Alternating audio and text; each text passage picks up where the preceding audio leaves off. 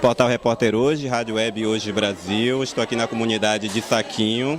Eu converso com a professora Áurea, ela que é mestre também e acabou de lançar aqui, fazer a tarde de autógrafo do livro, né?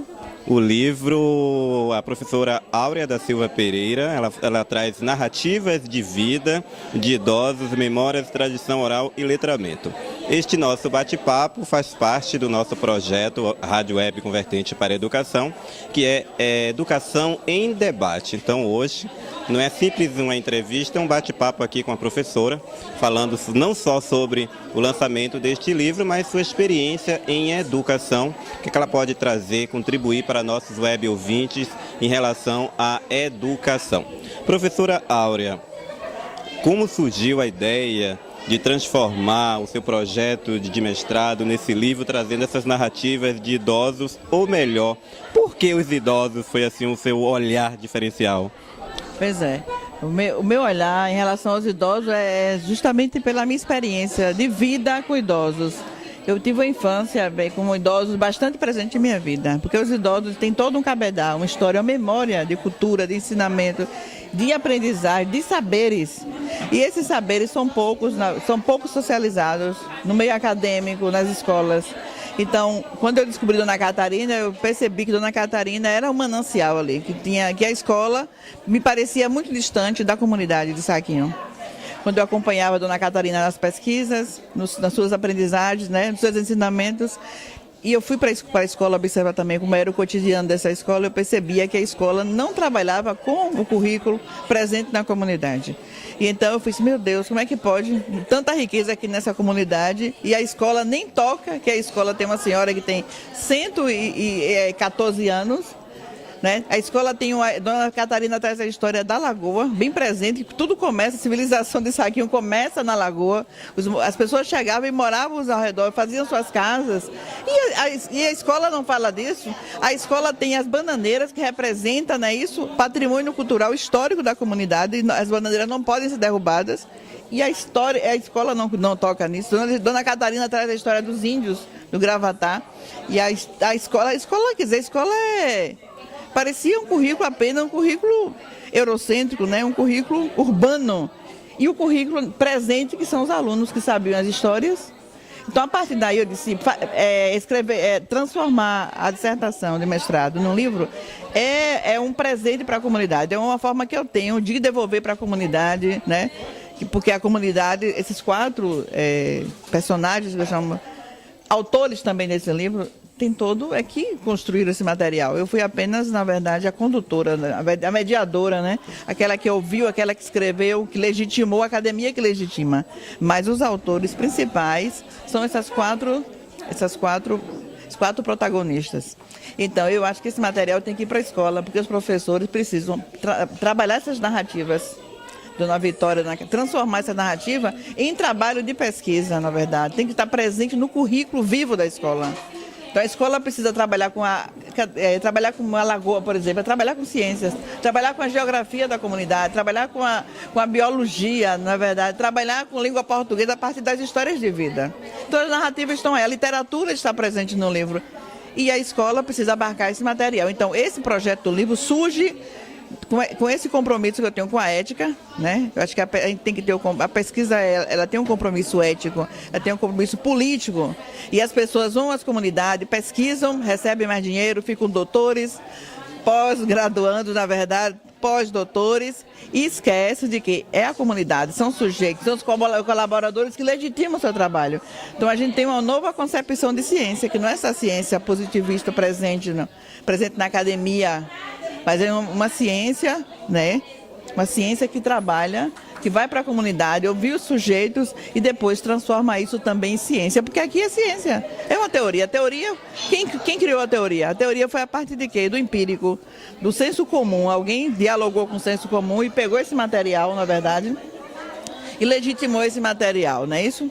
E aí você começa a escrever a partir desse material. E aqui nós temos um trabalho teórico, mas é um trabalho de pesquisa construído pelos moradores de Saquinho. Agora eu vou provocar a professora Áurea. Eu gosto de polêmica. A professora falou aí em relação a levar isso aqui para a sala de aula, principalmente aqui para o município de Iambu, para aqui na comunidade de Saquinho. Mas nós sabemos, a senhora como professora de língua portuguesa sabe que infelizmente os planos, os projetos não contemplam trabalhar as comunidades. Ou seja, um copo que cai numa sala de aula, a professora, principalmente da infância, não sabe trabalhar aquilo ali com aquela criança, não sabe transformar aquela água que caiu numa aula. Vai reprimir, vai pedir para alguém logo limpar, mas não aproveita aquele momento ali para dar uma aula sobre ciência e tecnologia, sobre tudo que ela possa imaginar que está ali naquela água. Então a senhora acredita que não vai ser um desafio colocar esse livro na sala de aula, que é realmente fenomenal, mas nós sabemos que infelizmente atualmente ainda a gente tem essas barreiras. Observe, eu penso em fazer quando eu terminei o mestrado, eu pensei em organizar um curso de formação dos professores. Primeiro um curso de alfabetização, que assim que eu defender a tese, eu preciso fazer na comunidade. Depois eu falo sobre isso.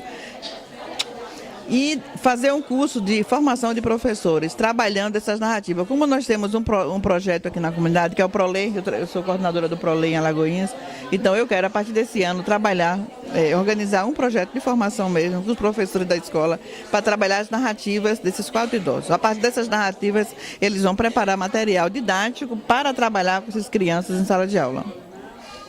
Então eu acredito que é um desafio, mas não é impossível. Se os professores desejarem, se a escola abarcar essa ideia, porque a gente sabe que a escola também, a escola precisa trabalhar com essa diversidade cultural, isso está presente hoje no currículo, está na lei, e eu pretendo trazer esse currículo para a escola através das narrativas dos idosos, não através do material teórico que tem aí, mas através desse material narrativo que a gente teve um trabalho imenso aqui para transcrever, para depois legitimar e guarda na academia, vai para as gavetas. Não, esse material precisa ser revisto na escola. Como professora de língua portuguesa, educadora, em sala de aula a senhora sente a falta dessa regionalização dos planos pedagógicos, do que é aplicado? Sinto, porque o livro didático, por exemplo, é organizado a partir de quem? Quem organiza o livro didático é a região sudeste e sul do país. Na verdade, nós somos todos colonizados didaticamente pela região sul e sudeste. Eu acho que a escola ela tem condição, na verdade, o professor tem toda a condição de organizar seu material didático, sabia? O livro didático ele pode ser enxertado. Eu posso trabalhar o livro didático que vem da prefeitura, mas eu posso me apropriar do material didático da comunidade e ir burlando.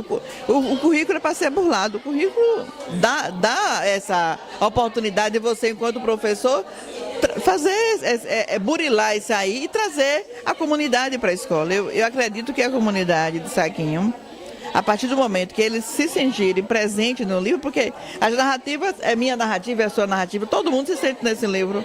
Eu me sinto presente, você se sente presente, e essas crianças conhecem muito pouco sobre as suas histórias, vão conhecer sobre a história e vão pesquisar também sobre essa história, porque eu sei que a comunidade dos jovens, eles têm também um projeto de investigar outras histórias que não foram narradas ainda, que eu ainda não as conheço, mas que nós, a partir desse projeto de formação, a gente pode trabalhar com a comunidade da juventude, a comunidade de agricultores, a comunidade de mulheres, e a partir daí a gente pode, eu acho que dar uma outra visibilidade a essa comunidade. Assistindo alguns debates, principalmente do novo ministro da Educação e de especialistas, ele diz que o ensino médio hoje é um grande desafio, precisa mudar o formato do ensino médio. Qual a visão da professora Áurea em relação a isso? Em relação ao ensino médio, o ensino médio a gente está formando mesmo para quê? Qual é a concepção de formação do ensino médio? Os jovens terminam 3 anos, não é isso? E não sabem o que é que vão fazer da vida. Estão preparados para que eles vão trabalhar em quê? Não tem o currículo presente no ensino médio é um currículo muito arcaico, muito ainda que não serve nem para ser aprovado no vestibular aqui para nós, porque eles vão fazer cursinho para vestibular. Apesar de que então, esse currículo, qual é o objetivo de estudar? Quando eu trabalhei com o ensino médio, eu passei muito tempo trabalhando com o ensino médio, e os meninos diziam, a gente questionava isso na sala de aula, trabalhando com língua portuguesa. Eu trabalhava com temáticas na área de literatura e os meninos, eu sempre questionava a turma sobre isso. Para que é que vocês estão...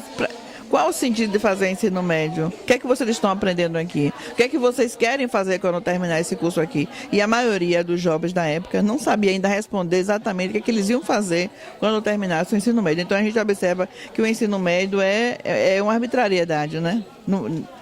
Nessa nova, porque tem 10 anos que nós temos ensino médio, 10 ou 15 anos já. Eu lembro que as escolas trabalhavam com os cursos técnicos, não era isso? Profissionalizantes.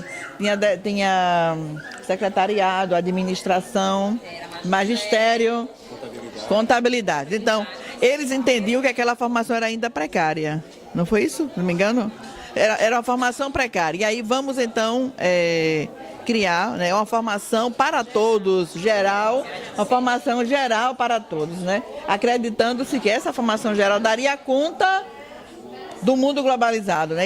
Então eu lembro que diziam, estamos preparando para a vida, mas será que realmente os conteúdos trabalhados no ensino médio preparam mesmo os jovens para a vida? Não preparam. Então, urgentemente precisa ser revisto e a gente precisa trabalhar de uma forma que atenda aos anseios da juventude que nós temos na escola. Eu acredito que a juventude está ficando de fora dos principais debates em relação a essa questão do ensino médio. Os debates que eu tenho assistido, que eu tenho presenciado, a juventude tem cobrado muito isso. Afinal de contas, para quem é esse ensino médio que está aí? Não é para nós, entendeu? Não é para nós porque o jovem, o estudante, ele não participa do debate curricular. Quem trabalha, me parece que a Arnaud trabalha nessa linha de currículo também, então alguém pensou o currículo escolar. Os jovens, os professores, eles não foram consultados, principalmente os jovens, sobre o que eles queriam aprender na escola, não é isso? Então, a gente sabe que o currículo ele tem um poder, e o poder é o poder da classe dominante. Todo o conteúdo presente no currículo faz parte de uma classe dominante, não de uma classe dominada, que é 70% ou mais da população brasileira. Portanto, esse currículo ainda presente na escola é um currículo que atende a uma classe dominante, não atende a juventude que nós temos hoje, que tem outros anseios, que estão aí na informática, na tecnologia, na diversidade, mas que essa diversidade não se faz presente na escola. Por exemplo, a gente tem a questão da homossexualidade, faz parte da escola, está na escola, mas não se discute na escola. Outro tema interessante é o envelhecimento. Nós vamos ter aí um boom de idosos, é isso? Mas a escola não trabalha com envelhecimento, sabe? As mulheres que estão à frente do trabalho, mas a escola não discute gênero, não é isso? Os negros estão tomando a frente, né, de todos os trabalhos, mas a escola não discute a questão das africanidades. Então, quando discute é para atender a uma proposta do governo e não discute a partir da clientela. A clientela não é o nome, porque eu não gosto desse nome clientela. A partir da comunidade viva que está ali dizendo, eu quero trabalhar, eu quero estudar. A escola determina o conteúdo e esse conteúdo é trabalhado. E os meninos vão para a escola e não sabem, de fato, como acompanhar essas atividades, porque não é interessante. Eu trabalho com estágio e eu acompanhei uma professora que estava trabalhando, dando aula na escola, uma aluna de estágio, e ela levou um plano de aula, mas quando chegou na sala, todo mundo estava ouvindo Ed City. Todo mundo conhece Ed City, eu não conhecia Ed City até esse dia. Todo mundo estava ouvindo Ed City na sala. E aí ela olhou para mim, ela imediatamente pegou o texto num dos celulares, copiou toda a música, texto poético, né, de Ed City, e foi trabalhar o texto. Todo mundo participou da aula. Lembro disso, que teve um aluno que levantou nessa temática de Ed City, que leva toda a comunidade. Um aluno pediu a palavra, que saiu o tema educação como patrimônio cultural, e um aluno levantou e disse o seguinte: eu assisti uma reportagem do Fantástico que falava sobre a africanidade na África. E a escola, eu não me sinto presente nessa escola, porque essa escola não trabalha com o sujeito que mora na favela, que mora na periferia da cidade. Então, você observe que como a escola está distante, um currículo do livro didático, um conteúdo didático presente que não atende à comunidade estudantil, que não atende o menino da favela, que não atende o menino da roça, que vai para a escola e fica invisibilizado, que ninguém enxerga.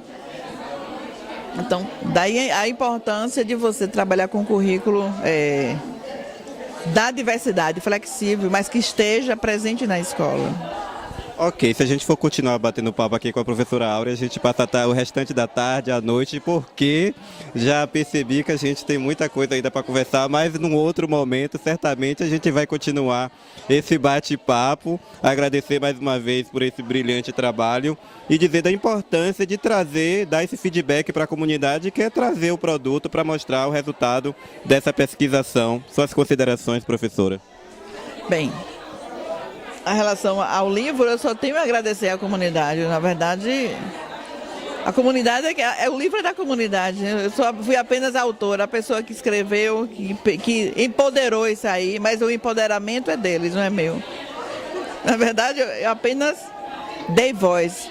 Lembro que na etnografia a crítica diz o seguinte: o sujeito etnógrafo é aquele que vai à comunidade, que pesquisa e que depois dá voz a esse sujeito, na verdade, porque nem todos podem falar aqui publicamente, mas podem falar através do livro. Então você é o porta-voz, eu me tornei uma porta-voz deles, mas o empoderamento é deles e não meu. Obrigado. Então a gente encerra por hoje aqui. Primeiro instante do Educação em Debate, com a professora Áurea da Silva Pereira, ela que acabou de lançar o livro Narrativas de Vida de Idosos, Memórias, Tradição Oral e Letramento, aqui direto da comunidade de Saquinho, para a Rádio Web Hoje Brasil.